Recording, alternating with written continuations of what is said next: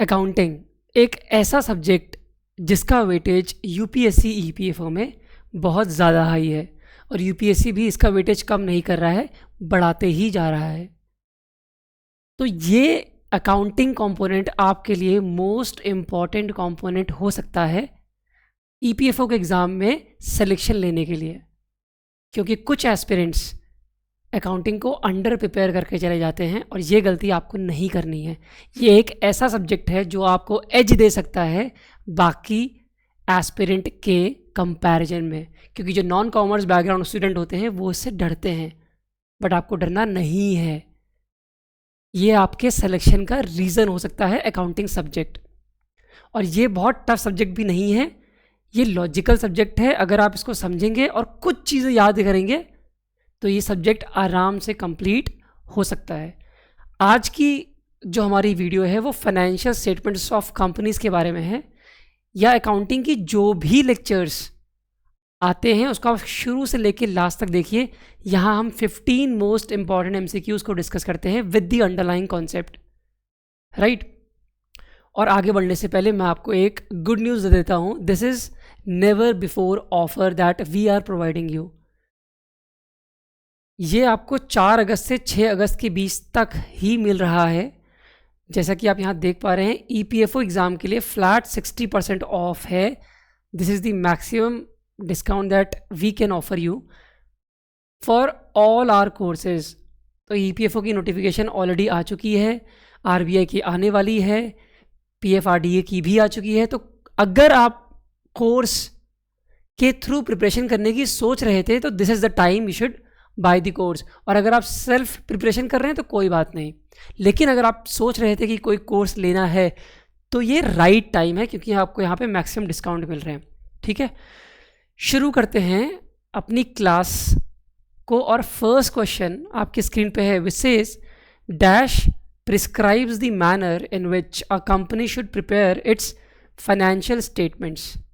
तो क्वेश्चन कह रहा है कि जो कंपनी को फाइनेंशियल स्टेटमेंट्स प्रिपेयर करने हैं वो किस फॉर्मेट में होने चाहिए। तो कंपनीज एक्ट 2013 का शेड्यूल 3 होता है जो फॉर्मेट देता है कि फाइनेंशियल स्टेटमेंट्स इस फॉर्मेट में प्रिपेयर कर रहे हैं। ठीक है, तो शेड्यूल 1 आंसर नहीं है, सेक्शन 3 भी आंसर नहीं है, सेक्शन 8 भी आंसर नहीं है। Answer is option number B, schedule 3 is the right answer. Next question, trade payables are shown in the balance sheet under which head. तो आपको इस क्वेश्चन का आंसर देने के लिए बैलेंस शीट का फॉर्मेट पता होना चाहिए शेड्यूल 3 के अंडर। तो ट्रेड पेबल्स आपके शॉर्ट टर्म लाइबिलिटीज़ होते हैं जिसको हम करंट लाइबिलिटी भी बोलते हैं।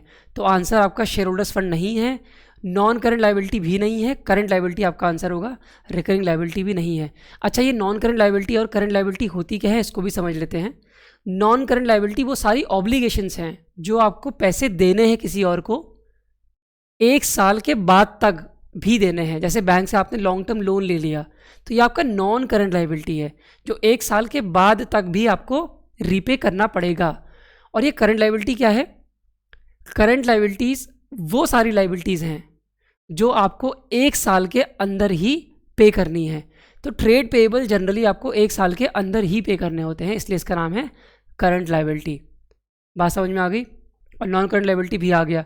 इसका आंसर आपका करंट लाइबिलिटी होगा। मैं आपको फॉर्मेट भी दिखा देता हूँ। This is the format of balance sheet under schedule 3। तो शेड्यूल 3 के हिसाब से ये फॉर्मेट है। पहले हम इक्विटीज़ एंड लाइबिलिटीज़ लिखते हैं और उसी के नीचे हम असेट लिखते हैं। यहाँ पे आपको साइड में इसलिए दिख रहा है क्योंकि नीचे तो जगह नहीं है, इसलिए साइड में रख दिया गया है, बट ये पूरा वर्टिकल फॉर्मेट में होता है, एक के नीचे एक। तो इक्विटीज़ एंड लाइबिलिटीज़ में आप यहाँ देख पा रहे होंगे नॉन करंट लाइबिलिटीज़ है, शेयर होल्डर्स फंड है और आपका उसके नीचे करंट लाइबिलिटी है। और इस करंट लाइबिलिटी के अंदर ही आपको दिख रहा होगा ट्रेड पेबल्स, है ना। तो यही क्वेश्चन में पूछा गया था कि ट्रेड पेबल्स किसके अंडर आएगा? करंट लाइबिलिटी के अंडर आएगा। क्लियर है? अब आते हैं नेक्स्ट क्वेश्चन में, inventories are shown in the balance sheet under which head. अब जैसे हमने लाइबिलिटीज़ को देखा वैसे ही हमारा असेट साइड भी है। कैपिटल और लाइबिलिटी के नीचे हमारा असेट साइड होता है। असेट में भी हमारे करंट असेट होते हैं और नॉन करंट असेट होते हैं, मेजर आइटम्स। करंट असेट्स वो सारे असेट्स होते हैं जिससे आपको इकोनॉमिक बेनिफिट मिलने वाला है 1 साल के अंदर। जिससे आपको इकोनॉमिक बेनिफिट मिलने वाला है, 1 साल के अंदर ही मिल जाएगा benefit. But non current asset ऐसे रिसोर्सेज होते हैं जिससे आपको इकोनॉमिक बेनिफिट मिलेगा 1 साल के बाद भी, लॉन्ग टर्म तक मिलेगा, उसे बोलते हैं नॉन करेंट एसेट्स। अब इन्वेंट्रीज क्या होती है? वो स्टॉक्स होते हैं जिनको हमने खरीदा होता है बेचने के लिए। तो अगर मैं और आप बिजनेस कर रहे हैं कोई, हमें अगर कोई स्टॉक खरीदा है हमने, हम क्या मान के चलेंगे कि इसको जितने जल्दी हो सके बेच दें, तभी तो हमें प्रॉफिट जनरेट होगा। तो इन्वेंट्रीज को हम ये कंसिडर करते हैं कि 1 साल के अंदर हम इसको बेचने वाले हैं। बात समझ में आ रही है? इतना ईजी कॉन्सेप्ट है।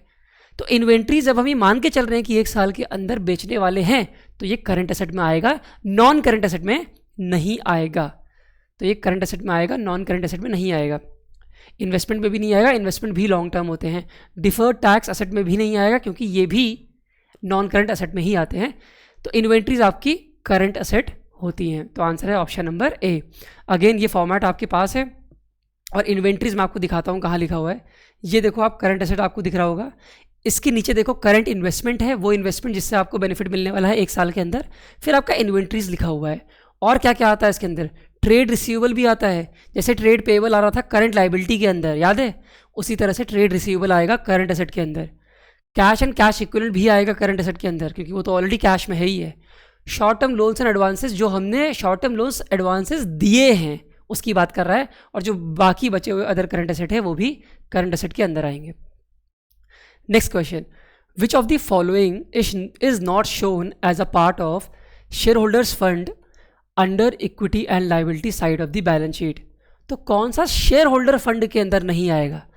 जो आपका सबसे ऊपर मेजर हेड होता है वो क्या होता है? इक्विटी एंड लाइबिलिटी होता है। इक्विटी एंड लाइबिलिटी के अंदर, इक्विटी के अंदर आपका शेयर होल्डर्स फंड आता है। पूछ रहा है कि शेयर होल्डर्स फंड के अंदर कौन सा आइटम नहीं आएगा। तो अगेन आपको शेड्यूल 3 याद करना पड़ेगा। एक बार देख लोगे, 2 बार देख लोगे तो याद वैसे ही हो जाता है। तो आपका इक्विटी के अंदर या शेयर होल्डर फंड के अंदर शेयर कैपिटल तो आता है। Share capital share holders fund का ही पार्ट है। शेयर कैपिटल होता क्या है? जो हम पैसा रेस कर रहे हैं शेयर्स को इशू करके, उसको बोलते हैं हम शेयर कैपिटल। क्या बोलते हैं उसको? शेयर कैपिटल बोलते हैं। रिजर्व एंड सरप्लस किसको बोलते हैं? जो पिछले सालों में हमको प्रॉफिट हुआ है, एक्यूमुलेटेड हुआ है, जो प्रॉफिट वो जो बच जाता है, वो जो एक्यूमुलेट हुआ है, वो सारा का सारा रिजर्व एंड सरप्लस में चला जाता है। ये भी शेयर होल्डर्स का ही पार्ट होता है, तो शेयर होल्डर्स फंड का ही पार्ट है। फिर है money received against share warrants. ये क्या चीज़ है? ये भी शेयर होल्डर्स फंड का ही पार्ट है। तो इसमें होता यह है ना कि हम शेयर वारंट इशू करते हैं इन्वेस्टर्स को, प्रोस्पेक्टिव इन्वेस्टर्स को। मतलब ये कि हम कहते हैं ये वारंट अभी रख लो, फ्यूचर टाइम में आपको हम इशू करेंगे इतने नंबर ऑफ शेयर इस प्राइस में, एक प्री डिटरमाइंड प्राइस होता है, उस पर हम आपको इशू कर देंगे आगे आने वाले फ्यूचर टाइम पे। तो उसके लिए हम वारंट दे देते हैं। अब वो आने वाले टाइम पे क्या करेगा? सामने वाला प्रोस्पेक्टिव इन्वेस्टर हमको लाके वारंट देगा, कहेगा देखो देखो कंपनी, आपने ये वारंट दिया था हमको और कहा था कि इस डेट पे हम आपको इतने का शेयर इशू कर देंगे। तो वो लाके हमको दिखाएगा, क्योंकि हमारा बिजनेस है, वो हमको दिखाएगा और हम उसको शेयर इशू कर देंगे उस सर्टेन प्राइस पे। तो जब हमको पैसे मिल रहे हैं शेयर वारंट के, तो ये भी शेयर होल्डर्स फंड का ही पार्ट होगा, क्योंकि अल्टीमेटली ये किसका पार्ट बन जाएगा? शेयर कैपिटल का पार्ट बन जाएगा उस डेट पे जब वो शेयर वारंट हमको लाके दिखाएगा। ठीक है। अब डी आता है share application money pending allotment. ये शेयर होल्डर्स फंड का पार्ट अभी तक नहीं है। क्यों? क्योंकि अभी जब हमने शेयर इशू किया था, मान लीजिए शुरुआत में, तो शुरुआत में हम एप्लीकेशन के पैसे मांगते हैं प्रोस्पेक्टिव इन्वेस्टर से। हमने कहा हमारा शेयर खरीद लो, हमारा शेयर खरीद लो। ठीक है। तो किसी को लगा कि इनका शेयर खरीदना चाहिए, मतलब हमारा शेयर खरीदना चाहिए, तो वो हमको क्या करेगा? एप्लीकेशन फाइल कर देगा, थोड़े एप्लीकेशन के रुपए दे देगा। तो ऐसे हमको बहुत सारे रुपए मिले होंगे, पर हम सबको तो शेयर्स अलॉट नहीं कर सकते ना, क्योंकि वो लिमिटेड नंबर शेयर्स हैं हमारे पास जो हम इशू करेंगे। तो जिनको हम अलॉट अभी के लिए हमने नहीं किया है, तो इसी का नाम है पेंडिंग अलॉटमेंट। तो जिनसे पैसे मिल गए हैं पर जिनको अलॉट नहीं कर रखा है, उसका नाम है share application money pending allotment. तो ये शेयर होल्डर फंड का पार्ट नहीं बन सकता, क्योंकि अभी वो शेयर होल्डर्स है ही नहीं हमारे, उनको अलॉटमेंट नहीं हुआ है। तो हो सकता है इनमें से कुछ का अलॉटमेंट हो जाए, तो जब अलॉटमेंट हो जाएगा तो वो शेयर कैपिटल का पार्ट बन जाएगा। और अगर शेयर हम अलॉट नहीं करते हैं उन प्रोस्पेक्टिव इन्वेस्टर्स को, तो ये पैसा उनको वापस देना पड़ेगा, फिर ये अदर करंट लाइबिलिटी का पार्ट बन जाएगा।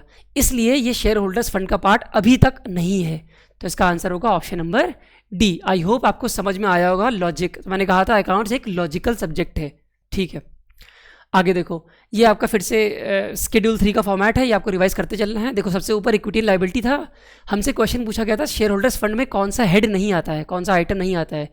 देखो ध्यान से, शेयर होल्डर फंड में शेयर कैपिटल भी आता है, रिजर्व सरप्लस आता है जो मैंने समझाया था, money received against share warrants भी आता है, but share application money pending allotment अलग से लिखा हुआ है, उसके बाद नॉन करंट लायबिलिटी लिखी हुई है। ठीक है, next question, given the following information total of equities and liability side of balance sheet is 20 lakhs, non current asset आपके कितने हैं 5 लाख हैं, क्रेडिटर्स कितने हैं 2 लाख हैं, आपको बताना है current asset.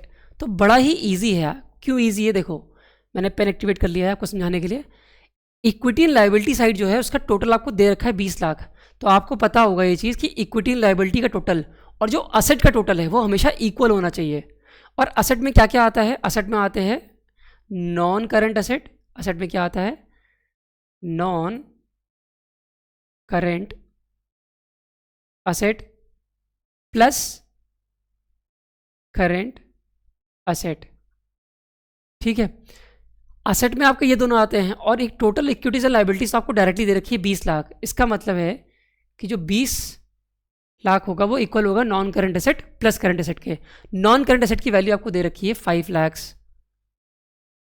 Plus current asset की वैल्यू आपको निकालनी है, तो बड़ा इजी है, निकाल दोगे। अच्छा, आप क्रेडिटर क्यों नहीं कंसिडर कर रहे हो, क्योंकि क्रेडिटर तो ऑलरेडी इक्विटी लायबिलिटी में आ गया ना, लायबिलिटी के अंदर आ जाएगा वो तो।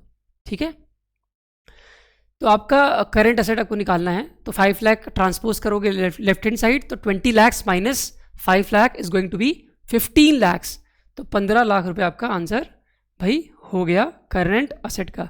तो आंसर है इसका option number C 15 lakh. Clear है।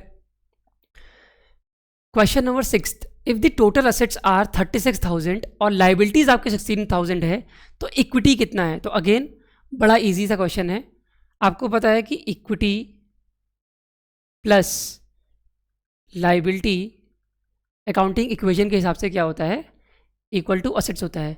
अब क्वेश्चन में कह रहा है आप इक्विटी निकालो, तो इक्विटी को मैं इक्विटी रख देता हूँ, और लाइबिलिटी आपको क्वेश्चन में दे रखी है, कितनी है लाइबिलिटी 16,000 है, और आपका असेट्स कितना है, असेट्स आपका दे रखा है 36,000। तो इक्विटी आपका कितना आ जाएगा, बड़ा इजी है, तो इक्विटी आ जाएगा 36,000 माइनस 16,000, तो आपका आंसर कितना हो जाएगा यहाँ पे 20,000, राइट। तो आपका आंसर हो गया option number A 20,000। Simple question है, तो बैलेंस शीट के देखो कितने सिंपल सिंपल क्वेश्चन होते हैं, अगर आपका बेसिस क्लियर है तो आप कर सकते हो।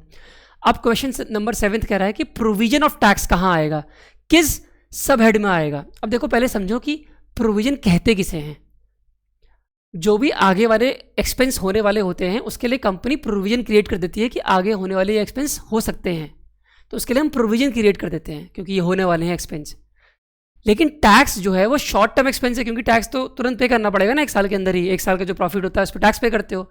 तो प्रोविजन ऑफ टैक्स भी हम करंट मानेंगे कि करंट एक्सपेंस है हमारा, क्या है मतलब हमको आगे देना है, एक्सपेंस तो नहीं है, प्रोविजन है जो हम आगे के लिए प्रिपेयर कर रहे हैं। तो पहली बात तो एक करंट आइटम में आएगा, नॉन करंट में नहीं आएगा। ठीक है, अब आपके ऑप्शन देखो, आप लॉन्ग टर्म प्रोविजन लिखा हुआ है, तो लॉन्ग टर्म प्रोविजन में नहीं आएगा ये। शॉर्ट टर्म असेट तो ये है नहीं, यहाँ से कोई पैसे तो आपको मिल नहीं रहे हैं, ये लॉन्ग टर्म लाइबिलिटी भी नहीं है, तो ये क्या बचा, शॉर्ट टर्म प्रोविजन ही बचा आपका। तो आंसर है इसका option number D short term provision. अब बड़े ध्यान से मेरी बात समझिए, यहां पे देखो करंट लायबिलिटी के अंदर कौन कौन से पॉइंट है, शॉर्ट टर्म बोरोइंग्स है, ट्रेड पेबल है, और क्या दिख रहा है आपको, अदर करंट लायबिलिटी दिख रही है, साथ में अलग से शॉर्ट टर्म प्रोविजन दिख रहा है। तो प्रोविजन क्या होता है, जो अभी तक हमें अमाउंट फिक्स नहीं है कि कितना देना है, पर कुछ अमाउंट ऐसा हो सकता है जो हमको देना पड़ सकता है, उसके लिए हम प्रोविजन क्रिएट कर लेते हैं। तो इसी शॉर्ट टर्म प्रोविजन के अंदर हम अपना प्रोविजन ऑफ टैक्स रख देते हैं। लेकिन जिसका अगर अमाउंट फिक्स होता कि हमें इतना पेमेंट करना है, तो वो तो अदर करंट लायबिलिटी में आ जाता ना। अगर हमें पता है कि अमाउंट कितना देना है, फिर तो वो करंट लायबिलिटी के अंदर आता और अदर करंट लायबिलिटी के अंदर आ जाता, या फिर ट्रेड पेबल के अंदर आता, या फिर शॉर्ट टर्म बोरोइंग के अंदर आता। बट यहाँ हम प्रोविजन क्रिएट कर रहे हैं, इसलिए इसका अलग से आइटम है शॉर्ट टर्म प्रोविजंस। ठीक है, अब आते हैं क्वेश्चन नंबर 8 पे। Current assets are the assets expected to be realised within how many years और हाउ मेनी डेज। ये मैंने आपको पहले ही बता दिया है कि करंट असेट्स वो असेट्स होते हैं जिनसे हमको इकोनॉमिक बेनिफिट मिलने वाले हैं 1 साल के अंदर। तो इसका आंसर है ऑप्शन नंबर सी इसको समझाने की मुझे ज़रूरत नहीं है, ये मैं पहले ही समझा चुका हूँ। तो answer is 1 year. Next question, when the following company dissolves, which of the following debenture holders have the right to receive? which of the following the debenture holders have the right to receive? मतलब debenture holders को क्या right है receive करने का? जब company बंद हो जाएगी तो डिबेंचर होल्डर्स को, हमारी कंपनी जो बंद हो गई है उसको क्या देना पड़ेगा? हम डिबेंचर होल्डर्स को क्या देंगे? तो डिबेंचर होल्डर्स का राइट है कि उसको प्रिंसिपल भी मिले और जो इंटरेस्ट था वो भी मिले, हमको पेमेंट करनी पड़ेगी। तो शेयर होल्डर्स को पैसे देने से पहले हमें अपने क्रेडिटर्स को पैसे देने पड़ते हैं। डिबेंचर होल्डर्स क्या है? हमारा क्रेडिटर तो है जिससे हमने पैसे लिए थे, एक तरह का डेट इंस्ट्रूमेंट होता है डिबेंचर। जैसे हमारे इन्वेस्टर हमारा शेयर खरीदते हैं ना, वैसे हमको लोन देने वाले हमारा डिबेंचर खरीदते हैं, हमको वो पैसा उधार में देते हैं। तो हमारी कंपनी बंद हो रही है तो हमें उन्हें पैसा वापस करना पड़ेगा अलॉन्ग विद द इंटरेस्ट के साथ। तो यह है प्रिंसिपल एंड इंटरेस्ट। तो आंसर क्या हो जाएगा इसका? Option number A. ठीक है, easy question. Question number 10th, schedule 3 के हिसाब से विच of the following is not a current liability? Current liability कौन नहीं है? करंट लाइबिलिटी क्या होता है? जो ऑब्लिगेशन हमें 1 साल के अंदर पेमेंट करना होता है। तो आपको पहचानना है कि कौन सी करंट लाइबिलिटी नहीं है। पहला है शॉर्ट टर्म बोरोइंग। तो नाम से पता चल रहा है कि शॉर्ट टर्म बोरोइंग तो हमको 1 साल के अंदर ही पेमेंट करनी पड़ेगी। तो ये तो आंसर भाई नहीं है, क्योंकि ये करंट लाइबिलिटी होता है। ट्रेड पेबल भी करंट लाइबिलिटी के अंदर आता है, हमने शेड्यूल 3 देखा था, 1 साल के अंदर हमें पेमेंट करनी पड़ती है। तो ये भी आंसर नहीं है। शॉर्ट टर्म प्रोविजन भी हम पढ़ के आ चुके हैं कि हमें 1 साल के अंदर ही पेमेंट करना पड़ता है। तो ये भी आंसर नहीं है। डिफर्ड टैक्स लाइबिलिटी, ये आपकी नॉन करंट लाइबिलिटी है, ये करंट लाइबिलिटी नहीं है। तो इसलिए इसका आंसर हो जाएगा डिफर्ड टैक्स लाइबिलिटीज।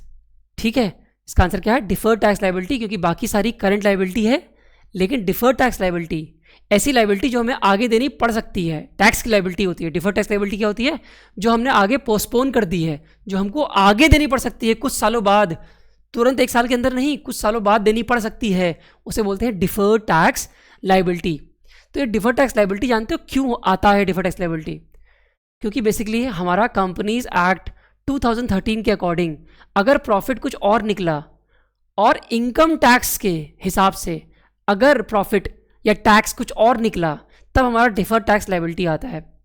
बात समझिएगा बहुत ध्यान से, क्योंकि हमें जो टैक्स पे करना पड़ता है वो इनकम टैक्स एक्ट के हिसाब से पे करना पड़ता है। तो अगर इनकम टैक्स एक्ट के हिसाब से हमारी लाइबिलिटी कम जनरेट हो रही है, मतलब हमारा प्रॉफिट कम था और हमारी लाइबिलिटी भी कम हो रही है, लेकिन शेड्यूल 3 के हिसाब से हमारी टैक्स लाइबिलिटी ज़्यादा थी बट हमने इनकम टैक्स के हिसाब से कम लाइबिलिटी पे की, तो आगे जाके ये लाइबिलिटी हमें एडजस्ट करके पे करनी पड़ेगी कुछ सालों बाद, जब रिवर्स होगा केस। जब रिवर्स होगा मतलब जब इनकम टैक्स के हिसाब से मान लो ज़्यादा लाइबिलिटी पे करनी पड़ेगी, ज़्यादा टैक्स लाइबिलिटी पे करनी पड़ेगी और कंपनीज एक्ट के हिसाब से कम टैक्स लाइबिलिटी निकलेगी, तब हमें ज़्यादा पे करना पड़ेगा ना। तो हम इसी से एडजस्ट करेंगे, इसलिए ये आगे पे करना पड़ेगा हमें कुछ सालों बाद, इसलिए ये नॉन करंट लाइबिलिटी में आता है डिफर्ड टैक्स लाइबिलिटी। तो आंसर है इसका ऑप्शन नंबर डी। अच्छा, आप मुझसे पूछ सकते हैं सर ऐसा क्यों हो रहा है कि कंपनीज एक्ट 2013 के शेड्यूल 3 के हिसाब से अलग प्रॉफिट हो जाता है या इनकम टैक्स के हिसाब से कभी कभी अलग प्रॉफिट हो जाता है, ऐसा क्यों होता है? आप पूछ सकते हो ना। तो इसका आंसर ये है क्योंकि कुछ प्रोविजंस ऐसे हैं जो कि शेड्यूल 3 के हिसाब से थोड़ा अलग उसका रिकॉग्निशन है और इनकम टैक्स उसको अलग तरीके से रिकॉग्नाइज करता है। फॉर एग्जांपल डिप्रिसिएशन का रेट, इनकम टैक्स एक्ट के हिसाब से डिप्रिसिएशन का रेट कुछ आइटम्स में अलग है और इनकम इसके हिसाब से कंपनीज एक्ट के हिसाब से कुछ आइटम्स में जो आपका रेट है डिप्रिसिएशन का वो थोड़ा सा अलग है। इसकी वजह से कभी कभी कैलकुलेशन अलग हो जाती है, प्रॉफिट अलग अलग आ जाता है, तो टैक्स लाइबिलिटी भी अलग अलग आ जाएगी। तो मैंने आपको बता दिया कि डिफर्ड टैक्स लाइबिलिटी क्या है, करंट लाइबिलिटी के अंदर नहीं आता है। तो इसका आंसर है option number D. Next question, claim against the company not acknowledged as debts is shown under the head dash. तो कंपनी के अगेंस्ट जो क्लेम हो सकता है या जो हो रहा है, कंपनी ने भी एक्नॉलेज नहीं किया है इस क्लेम को, किसी ने हम पे केस कर दिया, क्लेम मतलब किसी ने हम पे केस कर दिया और हमने अभी केस जो है हम फाइट करेंगे कोर्ट में, बट ऐसा हो सकता है कि हम हार जाएं, तो ये हमारा डेट हमने अभी एक्नॉलेज नहीं किया है बट हमको देना पड़ सकता है फ्यूचर में। तो ऐसे लाइबिलिटीज़ को हम बोलते हैं कंटिजेंट लाइबिलिटीज़। ऐसे लाइबिलिटीज़ को क्या बोलते हैं? कंटिजेंट लाइबिलिटी, जो हमें आगे देना पड़ सकता है अगर हम केस हार गए तो। ठीक है, तो इसका आंसर है option number D, contingent liabilities. तो ये रहा आपका जो आपका Schedule 3 है ना, उसमें नोट्स टू अकाउंट में टी पॉइंट में देखो कंटीजेंट लायबिलिटी का अलग से पॉइंट समझा रखा है। यहाँ पे आप देख पा रहे होगे कंटीजेंट लायबिलिटी में क्या लिखा हुआ है, claim against the company not acknowledge as debt. ठीक है, तो कंटीजेंट लायबिलिटी और कमिटमेंट साथ में लिखा जाता है, जैसे कि गारंटी दी है आपने किसी को कि फ्यूचर में गारंटी पे करनी पड़ सकती है, तो ये भी इसी के अंदर आएगा, कंटीजेंट लायबिलिटी एंड कमिटमेंट्स के अंदर। Other money for which the company is contingently liable, तो ये सारा एक इसके अंदर आता है कंटीजेंट लायबिलिटी के अंदर। और कमिटमेंट्स के अंदर भी ये सारी चीज़ें आएंगी, जैसे estimated amount of contracts remaining to be executed. देखो थोड़ा डिफरेंस है कंटीजेंट लायबिलिटी और कमिटमेंट्स में। कमिटमेंट में ये होता है कि आपको पता है कि एग्जीक्यूट हो जाएगा, अमाउंट फिक्स होता है, तो उसे कमिटमेंट बोल देते हैं। ठीक है, मतलब आपको पता है कि ये कमिटमेंट हमने दी है तो हमें पेमेंट करना ही पड़ेगा। ऐसा नहीं है कि केस का कोई हार रहे जीत रहे, नहीं, हमने कमिटमेंट की है क्योंकि कॉन्ट्रैक्ट था, अभी वो फुलफिल जब करने की डेट आएगी तो हमें पेमेंट करना पड़ेगा, उसको बोलते हैं कमिटमेंट। बट कंटीजेंट लायबिलिटी हो सकता है हम केस हार जाएं तो हमें पे करना पड़ेगा, कोई ज़रूरी नहीं है कि हमें पे करना ही पड़े। तो ये डिफरेंस है कंटीजेंट लायबिलिटी और कमिटमेंट में। ठीक है, question number 12, interest accrued and due on debenture. Accrued का मतलब होता है कि जो डिबेंचर लोगों ने खरीदा है उसका जो इंटरेस्ट हम कंपनी है, हमें उन्हें इंटरेस्ट पे करना है, अब वो अक्रू हो गया है, मतलब उसकी डेट आ गई है, वो ड्यू हो गया है। अक्रू भी हो गया है और ड्यू भी हो गया है। ठीक है, तो accrued and due on debentures appear in the balance sheet under the subhead what. देखो इंटरेस्ट उन लोगों ने अर्न भी कर लिया, अक्रूड का मतलब है उनने इंटरेस्ट को अर्न कर लिया है। हमें जैसे 3 महीने का इंटरेस्ट उनको देना था, हमें 3 महीने का उन्हें अर्निंग हो गई उनकी, और इसकी ड्यू डेट भी आ गई। मान लो हमने 3 महीने के बाद 10 दिन का टाइम ले रखा था कि 10 दिन के अंदर, 3 महीने के ख़त्म होने के 10 दिन के अंदर हमें उन्हें पे करना है, ये हमारी ड्यू डेट है। तो 3 मंथ्स पे इंटरेस्ट अक्रू हो गया। ठीक है, क्योंकि उन्हें इंटरेस्ट अर्न कर लिया, या मंथली भी हो सकता है। और ड्यू मतलब 10 दिन के अंदर, पीरियड ओवर होने के 10 दिन के अंदर वो अमाउंट ड्यू हो जाएगा टेक्निकली अकाउंटिंग के कॉन्टेक्स्ट में, तो ड्यू भी हो गया। तो उसको इस अमाउंट को आप किस सब हेड में लिखोगे अपने बैलेंस शीट में? क्या इसको आप शॉर्ट टर्म बोरिंग्स में लिखोगे या आप इसको ट्रेड पेबल्स में लिखोगे? पहली बात तो हमें पेमेंट करनी होती है इंटरेस्ट अक्रूड एंड ड्यू की, वो आपको पता है। तो ये इंटरेस्ट होता है वो तुरंत देना होता है, शॉर्ट टर्म का होता है। तो पहली बात तो ये बोरिंग नहीं है, तो आप बोरिंग में नहीं रखना इसको, क्योंकि इसका इंटरेस्ट है ना। डिबेंचर्स तो बोरिंग है पर उसका जो इंटरेस्ट है वो शॉर्ट टर्म बोरिंग में नहीं आ जाएगा, क्योंकि जो हमने बोरो किया था वो डिबेंचर का प्रिंसिपल अमाउंट किया था। ठीक है, तो जो उसका इंटरेस्ट है वो एक अलग तरह का एक्सपेंस माना जाएगा। ट्रेड पेबल तो नहीं है। ट्रेड पेबल क्या होता है?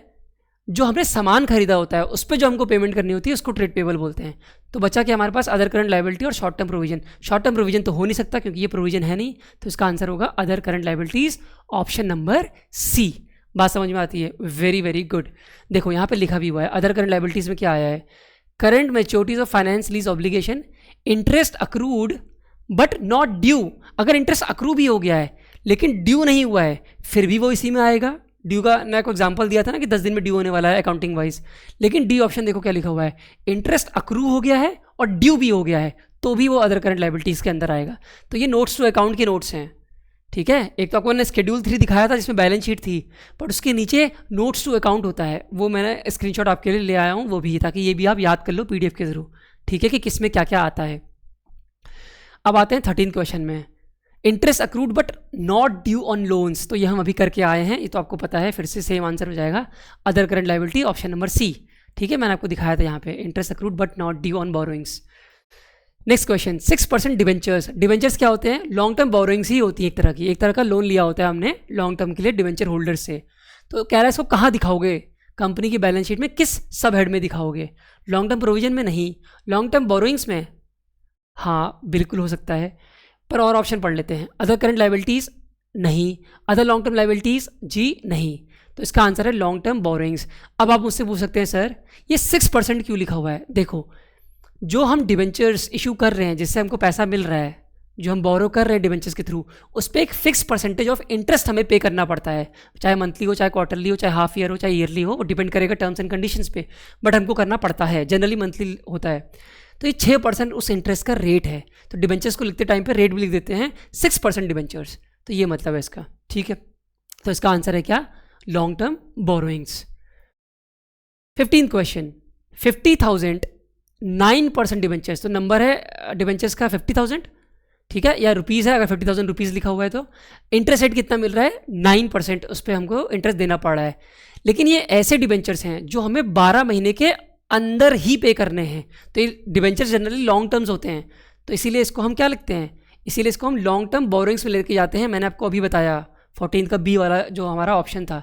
बट इस क्वेश्चन में बोल रहा है कि ये ऐसे डिबेंचर्स हैं जो अगले 12 महीने में हमको रिडीम करने हैं। रिडीम का मतलब होता है हमें डिबेंचर्स वापस खरीद के पैसे वापस करने पड़ेंगे, 12 महीने के अंदर ये मैच्योर हो रहे हैं। तो डिबेंचर्स जब मैच्योर होते हैं हमें पैसे वापस करने पड़ते हैं डिबेंचर होल्डर्स को, और उनका सर्टिफिकेट वापस लेना पड़ता है। तो अब किसके अंदर आएगा ये, क्या ये शॉर्ट टर्म बोरोइंग के अंदर आएगा, या शॉर्ट टर्म प्रोविजन के अंदर आएगा, या अदर करंट लायबिलिटी के अंदर आएगा, कि ट्रेड पेबल के अंदर आएगा? बड़ा ईजी है। जब नॉर्मल डिबेंचर्स आपका लॉन्ग टर्म बोरोइंग था, तो भाई जो ऐसे डिबेंचर्स हैं जो 12 महीने के अंदर ही आपको वापस करने पड़ रहे हैं, वो आपका शॉर्ट टर्म बोरोइंग हो जाएगा। तो आंसर है इसका ऑप्शन नंबर ए ओनली। ठीक है, क्लियर है। ये आपका अगेन शेड्यूल 3 का फॉर्मेट है जो आपको याद करना है। तो जैसा कि मैंने आपको शुरू में बताया था कि ये नेवर बिफोर ऑफर है आपके लिए। 4 अगस्त से 6 अगस्त ही इसकी वैलिडिटी है अभी के लिए। EPFO एग्जाम में हम मैक्सिमम डिस्काउंट आपको 60% फ्लैट ऑफर दे रहे हैं। कोड आपको यूज़ करना है 1 टाइम 60। इसको यूज़ करके आप मैक्सिमम डिस्काउंट अवेल कर सकते हैं अगर आप सोच रहे हैं कि अगर आपको कोर्स से प्रिपरेशन करना है तो। अब आप मुझे कमेंट सेक्शन में नीचे बता देना कि आपको क्लास कैसी लगी, कितना मज़ा आया, और आपने कुछ सीखा भी कि नहीं सीखा। ठीक है, और ये बता देना कि जो लास्ट क्लास थी उसमें भी बहुत सारे व्यूज़ आ चुके हैं ऑलरेडी। 1,500 हज़ार लोगों ने वीडियो देख लिया है लगभग। तो इसका जो फर्स्ट पार्ट है वो भी आपको जाके देखना है। ठीक है, और मुझे नीचे कमेंट सेक्शन में बताना है दोनों ही वीडियो में कि आपको वीडियो कैसी लगी। अब मिलते हैं नेक्स्ट वीडियो में, तब तक के लिए tata bye bye, thank you everyone.